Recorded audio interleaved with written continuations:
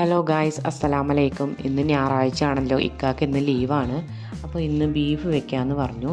അപ്പോൾ അതിന് 2 കിലോ ബീഫാണ് ഇക്ക ഇവിടെ വാങ്ങിയിട്ട് വന്നിട്ടുള്ളത്.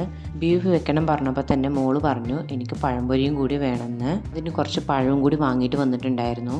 ബീഫ് നന്നായി വെക്കണമെന്നും വറുത്തരച്ച് വെക്കിയെന്നും പറഞ്ഞിട്ടുണ്ടായിരുന്നു. അപ്പോൾ നമ്മൾ ഇന്ന് വറുത്തരച്ചിട്ടാണ് ബീഫ് കറി വെക്കാൻ പോണത്. വറുത്തരക്കാന്ന് പറഞ്ഞാൽ അമ്മിക്ക് തീരെ ഹൈറ്റ് കുറവായിരുന്നു. അമ്മി പൊക്കത്തിലാക്കി തന്നാൽ ഞാൻ നന്നായി വറുത്തരച്ച് വെച്ച് തരാമെന്നും പറഞ്ഞു. അങ്ങനെ ഞാനും ഇക്കയും കൂടി കല്ലൊക്കെ കൊണ്ടുവന്ന് വെച്ചു. എന്നിട്ട് അമ്മിയും കയറ്റി വെച്ചു. അപ്പോഴാണ് അമ്മി അരക്കാൻ പാകത്തിനായത്. ബീഫ് വെക്കാനായിട്ട് മല്ലിയും മുളകൊക്കെ ഒന്ന് വറുത്തെടുക്കാം. അതിനായിട്ട് ഞാനിവിടെ ഒരു ചീനിച്ചട്ടി അടുപ്പിൽ വെച്ചിട്ടുണ്ട്. ഇനി ഇതിലേക്ക് കുറച്ച് വെളിച്ചെണ്ണ ഒഴിച്ചു കൊടുക്കാം. എണ്ണയൊന്ന് ചൂടായി വന്ന ശേഷം അതിലേക്ക് ആവശ്യത്തിനുള്ള മുളക് ഇട്ട് കൊടുക്കാം. നിങ്ങളുടെ എരിവ് എത്രയാണോ അതിനനുസരിച്ചിട്ട് മുളക് ഇട്ട് കൊടുക്കുക. ഞാനിവിടെ ഒരു 7 മുളകുകളാണ് എടുത്തിട്ടുള്ളത്. ഇനി ഇതിലേക്ക് കുറച്ച് മല്ലി ഇട്ട് കൊടുക്കാം. മല്ലി ഇട്ട് ഇളക്കിയ ശേഷം ഇതിലേക്ക് കുറച്ച് വലിയ ജീരകം ഇട്ട് കൊടുക്കാം. വലിയ ജീരകം ഇട്ട് ഇളക്കിയ ശേഷം ഇതിലേക്ക് കുറച്ച് കുരുമുളക് ഇട്ട് കൊടുക്കുക. എന്നിട്ട് ഇതെല്ലാം കൂടി നന്നായി വറുത്തെടുക്കണം. നന്നായി വറുത്തെടുത്തിട്ടുണ്ട്. ഇനി തീയൊന്ന് ഓഫാക്കി വെക്കാം. ഒന്ന് ചൂടാറാനായിട്ട് മാറ്റി വെക്കാം. കറിയിലേക്ക് ആവശ്യത്തിനുള്ള സാധനങ്ങളെല്ലാം ഞാനിവിടെ എടുത്തു വെച്ചിട്ടുണ്ട്. ഇഞ്ചി, വെളുത്തുള്ളി, മല്ലിയില, കുറച്ച് തേങ്ങാക്കൊത്ത്, ചെറിയ ഉള്ളി, വലിയ ഉള്ളി, തക്കാളി, പച്ചമുളക്, കുറച്ച് കരിവേപ്പില. ഇഞ്ചിയും വെളുത്തുള്ളിയും മല്ലിയിലയും കൂടി ഒന്ന് അരച്ചെടുക്കണം. അമ്മിയിലിട്ട് അരച്ച് വെക്കാൻ വേണ്ടിയാണ് അമ്മിയൊക്കെ ശരിയാക്കി തന്നത്. ഇനി നമുക്ക് വറുത്ത് വെച്ചിട്ടുള്ള മല്ലിയും മുളകൊക്കെ ഒന്ന് അരച്ചെടുക്കണം. ഇങ്ങനെ മല്ലിയും മുളകൊക്കെ അമ്മിയിൽ വറുത്തരച്ച് വെക്കുകയാണെങ്കിൽ കറിക്ക് നല്ല ടേസ്റ്റ് ഉണ്ടാകും. അങ്ങനെ അതെല്ലാം ഞാനിവിടെ അരച്ചെടുത്തിട്ടുണ്ട്. ഇനി ഇതൊന്നും എടുത്ത് മാറ്റി വെച്ചിട്ട് നമുക്ക് വെളുത്തുള്ളിയും ഇഞ്ചിയും മല്ലിയിലയും കൂടി ഒന്ന് അരച്ചെടുക്കണം.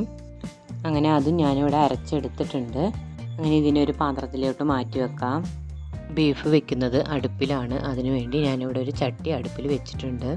ഇപ്പോഴത്തെ ആൾക്കാർക്ക് ആർക്കും അടുപ്പിലൊന്നും വെച്ച് വെക്കാനൊന്നും ഇഷ്ടമല്ല. പക്ഷേ അടുപ്പിൽ വെച്ചുണ്ടാക്കണ കറിക്ക് ഭയങ്കര ടേസ്റ്റാണ്. ചട്ടി ഇവിടെ ചൂടായി വന്നിട്ടുണ്ട്. അതിലേക്ക് കുറച്ച് വെളിച്ചെണ്ണ ഒഴിച്ചു കൊടുക്കുന്നുണ്ട്. എണ്ണ ചൂടായി വന്നിട്ടുണ്ട്. ഇതിലേക്ക് കുറച്ച് ഉലുവ ഇട്ട് കൊടുക്കുന്നുണ്ട്. ഉലുവയൊന്ന് പൊട്ടി വന്ന ശേഷം ഇതിലേക്ക് കുറച്ച് വലിയ ജീരകം ഇട്ട് കൊടുക്കുന്നുണ്ട്. ജീരകം പൊട്ടി വന്ന ശേഷം അതിലേക്ക് കുറച്ച് കറിവേപ്പില ഇട്ട് കൊടുക്കുന്നുണ്ട്. ഇനി അരിഞ്ഞ് വെച്ച ചെറിയുള്ളി അതിലേക്ക് ഇട്ട് കൊടുക്കുന്നുണ്ട്. ചെറിയുള്ളി നന്നായി വണങ്ങിയ ശേഷം അതിലേക്ക് പച്ചമുളക് ഇട്ട് കൊടുക്കുന്നുണ്ട്. ഇനി ഇതിലേക്ക് അരിഞ്ഞ് വെച്ച വലിയുള്ളി ഇട്ട് കൊടുക്കാം. വലിയുള്ളി നന്നായി വണക്കിയെടുക്കണം. വലിയുള്ളി നന്നായി വണക്കിയ ശേഷം അതിലേക്ക് തക്കാളി ഇട്ട് കൊടുക്കാം. തക്കാളി ഇട്ട് നന്നായി വണക്കിയെടുക്കണം. തക്കാളി ഇട്ട് വണക്കിയെടുത്തിട്ടുണ്ട്. ഇനി ഇതിലേക്ക് നമ്മൾ അരച്ച് വെച്ചിട്ടുള്ള വെളുത്തുള്ളി, ഇഞ്ചി, മല്ലിയിലയും കൂടിയുള്ളത് അതിലേക്ക് ഇട്ട് കൊടുക്കാം. അതൊക്കെ ഇട്ട് നന്നായി ഇളക്കിയ ശേഷം അതിലേക്ക് ഒരു 1/2 സ്പൂണ് മഞ്ഞൾപ്പൊടി ഇട്ട് കൊടുക്കുന്നുണ്ട്. അതും ഒന്ന് ഇളക്കിയെടുത്ത ശേഷം അതിലേക്ക് നമ്മൾ അരച്ച് വെച്ചിട്ടുള്ള മല്ലി മുളകും അരച്ചെടുത്തത് അതിലേക്ക് ഇട്ട് കൊടുക്കുന്നുണ്ട്. എന്നിട്ടത് നന്നായി ഇളക്കിയെടുക്കണം. നന്നായി ഇളക്കിയെടുത്തിട്ടുണ്ട്.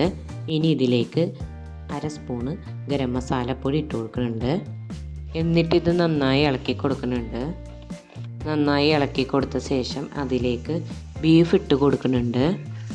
ബീഫിന് നല്ല വേവുള്ളത് കൊണ്ട് ഞാനൊന്ന് കുക്കറിലിട്ട് ഒരു വിസിലടുപ്പിച്ചിട്ടാണ് എടുത്തത്. ബീഫ് ഒന്ന് നന്നായി ഇളക്കിയെടുത്ത ശേഷം ഇതിലേക്ക് ആവശ്യത്തിനുള്ള ഉപ്പും കൂടി ഇട്ട് കൊടുക്കുന്നുണ്ട്. ഇനി അരിഞ്ഞ് വെച്ചിട്ടുള്ള ആ തേങ്ങാക്കൊത്തും കൂടി ഇതിലേക്ക് ഇട്ട് കൊടുക്കുക. ഇനി ഇതൊന്ന് നന്നായി ഇളക്കിയെടുക്കുക. നമുക്കിത് ഡ്രൈ ആയിട്ടല്ല വേണ്ടത്, ഉച്ചക്കുള്ള ചോറിനുള്ള കറിയും കൂടിയാണ്. അപ്പോൾ ഇതിലേക്ക് കുറച്ച് വെള്ളം കൂടി ഒഴിച്ചു കൊടുക്കണം. ബീഫ് വേവിക്കാൻ വേണ്ടി വെച്ച വെള്ളം കുറച്ചുണ്ട്. അപ്പോൾ അതാണ് ഇതിലേക്ക് ഞാൻ ഒഴിച്ചു കൊടുക്കുന്നത്. എന്നിട്ട് ഇതിനെ നന്നായി ഒന്ന് ഇളക്കിയെടുക്കുക. ഇളക്കിയെടുത്ത ശേഷം ഇതൊന്ന് നന്നായി വേകാനായിട്ട് അടച്ച് വെക്കണം. നമുക്ക് ഇറച്ചി വെന്തിട്ടുണ്ടോ നോക്കാം. ഇറച്ചി ഇവിടെ വെന്തിട്ടുണ്ട്. ഇനി അടുപ്പിൽ നിന്ന് നമുക്ക് ചട്ടി ഇറക്കി വെക്കാം.